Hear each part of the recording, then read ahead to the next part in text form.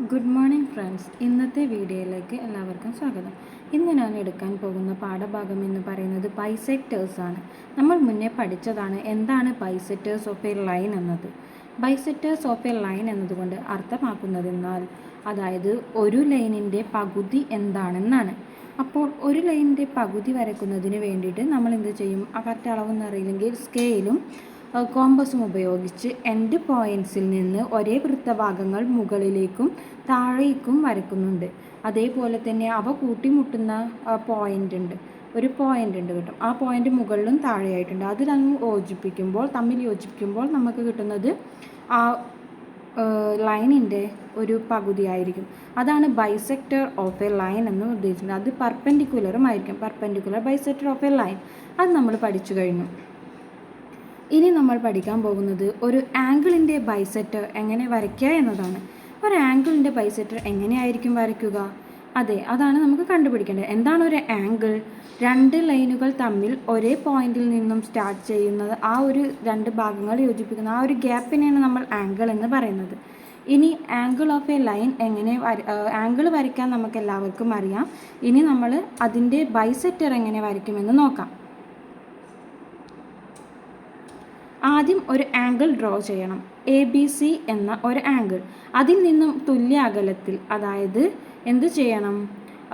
ഒരു തുല്യ അകലത്തിലേക്ക് രണ്ട് വെർട്ടെക്സ് പോയിന്റ് മാർക്ക് ചെയ്യണം. വെർട്ടെക്സിൽ നിന്ന് ഇവിടെ ABC എന്ന ആംഗിളിൻ്റെ വെർട്ടെക്സ് B ആയിട്ട് എടുക്കുകയാണെങ്കിൽ അവിടെ നിന്ന് നമുക്ക് ഒരേ അകലത്തിൽ DE എന്നത് എയിലേക്കും സിയിലേക്കും ഉള്ള ഓരോ തുല്യ അകലത്തിലാണ് നമ്മൾ വരയ്ക്കുക.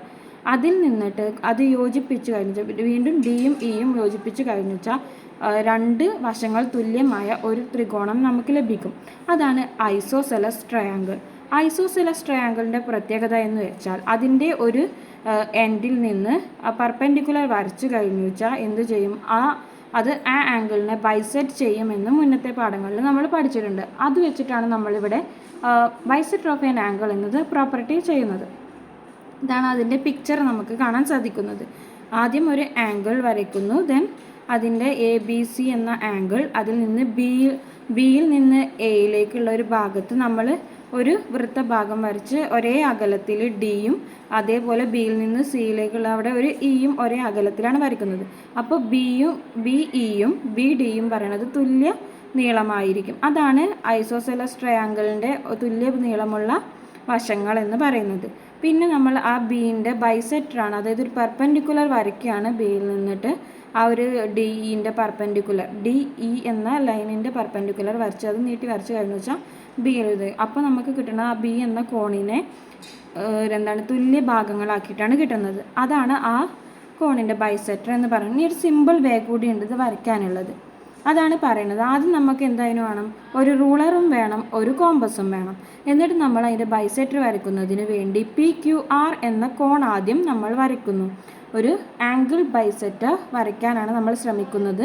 ആദ്യം ഒരു ആംഗിൾ വരച്ചു PQR. അതിനുശേഷം എന്ത് ചെയ്തു? Qയിൽ നിന്ന് ഈക്വൽ ഡിസ്റ്റൻസ് ആയി ഒരു ആർക്ക് നമ്മൾ വരയ്ക്കുകയാണ്. ഒരു വൃത്തഭാഗം, അതാണ് ഒരു വൃത്തഭാഗം. അത് എന്ന് പറയുന്നത് 2 ഡിഫറെൻറ്റ് പോയിൻറ്റ്സിലാണ് നമുക്കത് കിട്ടുക. ആ ആംഗിളിനെ നമ്മൾ ആ 2 പോയിൻറ്റ്സ് ഒരേ അകലത്തിൽ നിന്ന് അവിടെ നിന്ന് വീണ്ടും നമ്മൾ എന്ത് ചെയ്യും? ആ കട്ട് ചെയ്ത ആംഗിളിൽ നിന്ന് 2 ഇൻറ്റീരിയർ ആംഗിളിലേക്കായിട്ട് വീണ്ടും ഉള്ളിലേട്ട് ആർക്ക് വരയ്ക്കുകയാണ്. 2 പോയിന്റിൽ നിന്നും വരയ്ക്കുന്നുണ്ട്, കണ്ടോ? അപ്പോൾ നമുക്ക് എന്ത് കിട്ടും? അവിടെ ഒരു പോയിന്റ് നമുക്ക് ലഭിക്കുന്നതായിരിക്കും.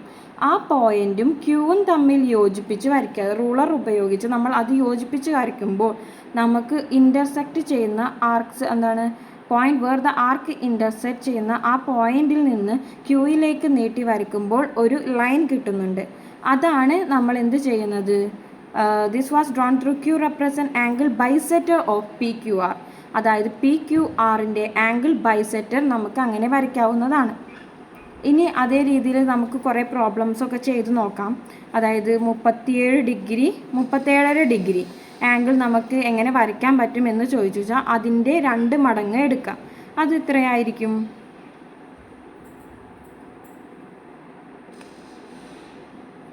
അതെ, 75 ഡിഗ്രിയിലെ ഒരു കോണ് വരയ്ക്കുക. എന്നിട്ട് അതിൻ്റെ പകുതി നമുക്ക് കണ്ടുപിടിക്കാവുന്നതാണ്.